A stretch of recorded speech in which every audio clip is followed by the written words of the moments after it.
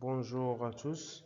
La suite du cours de la troisième année internationale deuxième semestre qui concerne matière, physique, chimie, cours équilibre d'un corps soumis à l'action de deux forces. Premièrement, on va traiter l'étude de l'équilibre d'un corps soumis à l'action de deux forces.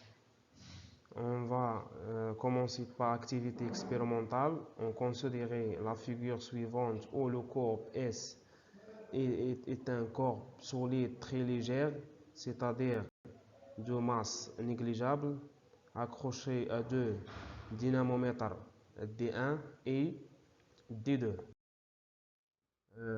On va faire l'exploitation de l'activité précédente.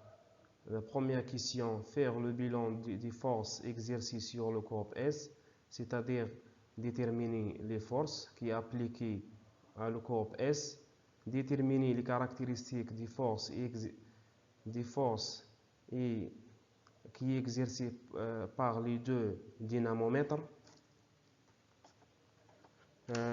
Troisième question, représenter les deux forces en utilisant l'échelle 1 cm pour 20 N. Quatrième question, comparer les caractéristiques de deux forces. Que peut-on conclure? Donc, on va commencer la réponse. La première question, bilan des forces exercées sur le corps S. Donc, ce corps S, il est à l'action de la force F1, l'action de dynamomètre D1 sur le corps S. Ce type d'action est une action de contact localisé. F2, action de dynamomètre D2 sur le corps S. Cette action aussi est une action de contact. Puisque le corps S est très léger, c'est-à-dire masse négligeable, donc on peut négliger l'action de la Terre. Ainsi, le corps S sera en équilibre uniquement sous l'action des deux forces F1 et F2. La deuxième question, les caractéristiques des deux forces F1, c'est-à-dire l'action de D1, et F2, l'action de D2. Donc, les caractéristiques sont les quatre qu'on a déjà vu. Point d'application, droite d'action, sens, intensité. F1, point d'application, c'est point A. Droite d'action, c'est la droite AB. Le sens de A vers D1 et l'intensité est égale à 30. Le dynamomètre affiche 3. 3 fois 10 est égal à 30. De même manière, la force F2, point d'application B, droite d'action, c'est la droite AB, sens de B vers D2. Et l'intensité est égale à 30 newtons. Donc, d'après ce tableau, ces deux forces, il y a ayant même droite d'action, sens opposé et la même intensité. La troisième question, représentation des deux forces F1 et F2 en utilisant l'échelle 20 newtons pour 1 cm. Nous, on a 30 newtons. Donc, 30 newtons, on va le représenter avec une flèche de longueur 1,5 cm. On va utiliser la règle de 3. Donc, on va faire la représentation de la force F1 et la force F2. Voir figure. La quatrième question.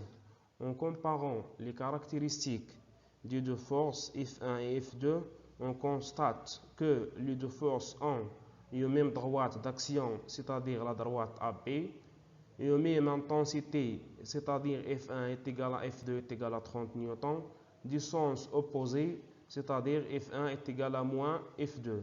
D'où les trois conditions d'équilibre d'un corps soumis à l'action de deux forces. Donc, c'est ça les conditions qu'on va retenir. Et une même droite d'action, et une même intensité du sens opposé. Donc, les deux conditions d'équilibre, les trois conditions précédentes d'équilibre d'un corps soumis à l'action de deux forces peuvent être réduits à deux conditions seulement. La première condition, les deux forces ont une même droite d'action ou un même support. Deuxième condition, la somme vectorielle des deux forces est nulle. F1 plus F2 est égal à 0 ou F1 est égal à moins F2. En se basant sur le figure. La première force FA, point d'application c'est A, droite d'action c'est la droite AB, le sens de A vers la gauche, et FA est égal à 6 newtons l'intensité. La force FB, point d'application c'est B, droite d'action c'est la droite AB, le sens de B vers la droite.